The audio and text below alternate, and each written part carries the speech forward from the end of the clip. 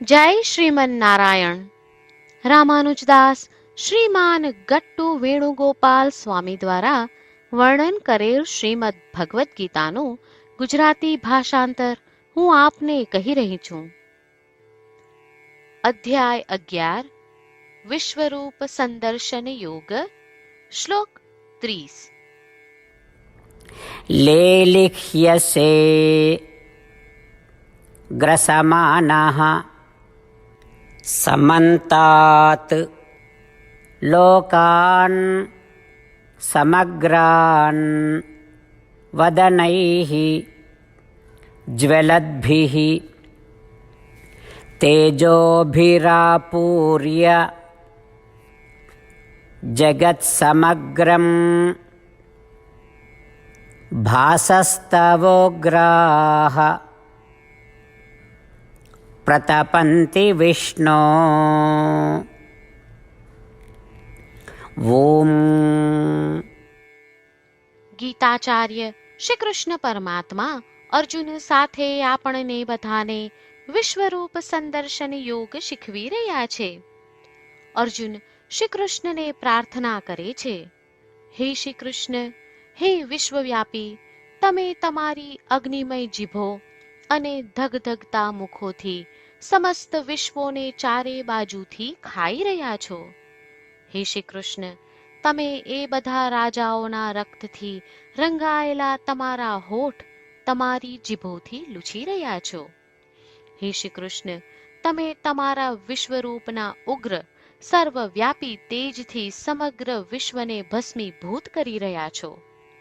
આ પ્રમાણે અર્જુન શ્રી કૃષ્ણ પરમાત્માને તે દ્રશ્યો વર્ણવી રહ્યો છે જે તે વિશ્વરૂપમાં જોઈ રહ્યો છે, જે તેને ભયભીત કરે છે.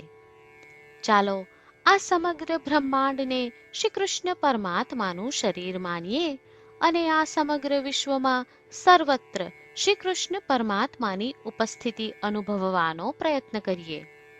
શ્રી કૃષ્ણ પરમાત્માનું શરણ લઈ આપણા જીવનને અર્થપૂર્ણ બનાવવાનો પ્રયાસ કરતા ચાલો આપણે બધા અર્જુનના શબ્દોનું આ શ્લોક સ્વરૂપે પુનરાવર્તન કરીએ.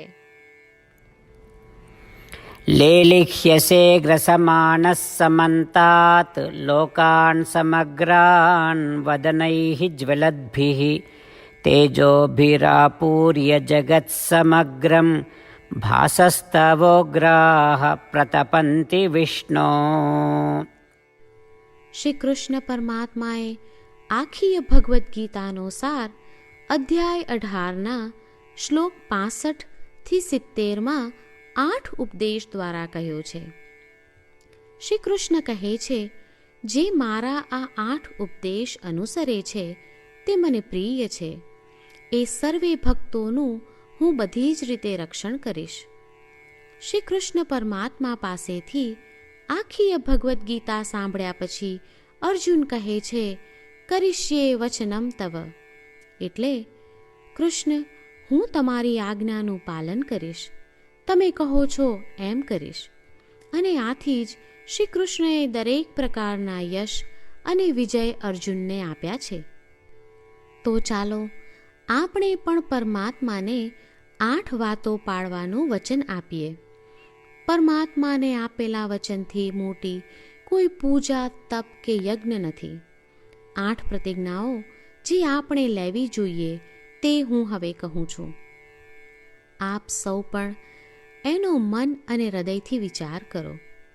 આ રીતે શ્રી કૃષ્ણને વચન આપતી વખતે આપણે સૌ શ્રી કૃષ્ણની હસતી મુખમુદ્રાનો મનમાં વિચાર કરીએ અને પરમ આનંદનો અનુભવ કરીએ.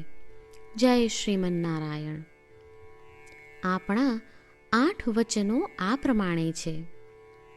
આપણું પહેલું વચન, હે શ્રીમન નારાયણ, તમારા ઉપદેશ પ્રમાણે હું હંમેશા તમારું ધ્યાન અને ચિંતન કરીશ. આપણું બીજું વચન, હે શ્રીમન નારાયણ, તમે કહ્યું છે તેમ હું સદાય તમારી ભક્ત રહીશ.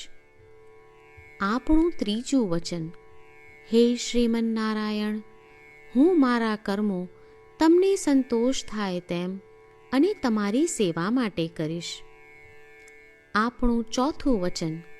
હે શ્રીમન્નારાયણ, તમે અનુસરવા કહ્યું છે તેમ મને પૂર્ણ શ્રદ્ધા છે કે હું તમારી છું. હું સદાય મારા હાથ જોડી તમને નમસ્કાર કરીશ, તમારી ભક્તિ કરીશ. આપણું પાંચમું વચન. હે શ્રીમન્નારાયણ, હું તમારા શબ્દો યાદ કરું છું. મામેકમ શરણમ વ્રજ. તમે તમારી શરણમાં આવવા કહ્યું છે. શ્રીમન્નારાયણ, હું માત્ર તમારા જ શરણમાં છું. આપણું છઠ્ઠું વચન. હે શ્રીમન્નારાયણ, આપે કહ્યું છે મા શુચ. તમે અમને આશ્વાસન આપી શોક ન કરવા માટે કહ્યું છે, તો હું દુઃખી નહીં થાઉં, શોક નહીં કરું. આપણું સાતમું વચન. હે શ્રીમન્નારાયણ, અમારા કલ્યાણ અર્થે આપે શ્રીમદ્ ભગવદ્ ગીતા રૂપી આશીર્વાદ આપી અમારા સૌ પર કૃપા કરી છે, તો હું દરરોજ ઓછામાં ઓછો એક શ્લોક વાંચીશ અથવા સાંભળીશ એવો સંકલ્પ લઉં છું. આપણું આઠમું વચન. હે શ્રીમન્નારાયણ, હું ગીતાના દૈવી શબ્દો એ ભક્તો સુધી પહોંચાડવાનો પ્રયત્ન કરીશ જેઓ ગીતાથી અજાણ છે. હે શ્રીમન્નારાયણ, તમે કહ્યું છે તેમ કરીશ, તમે કહ્યું છે એમ વર્તીશ અને તમારા માટે જ કર્મ કરીશ. શ્રીમન્નારાયણને આપેલું વચન કે દરરોજ તમે કહ્યું છે એમ કરીશું, એ જ એક મહાન પૂજા છે.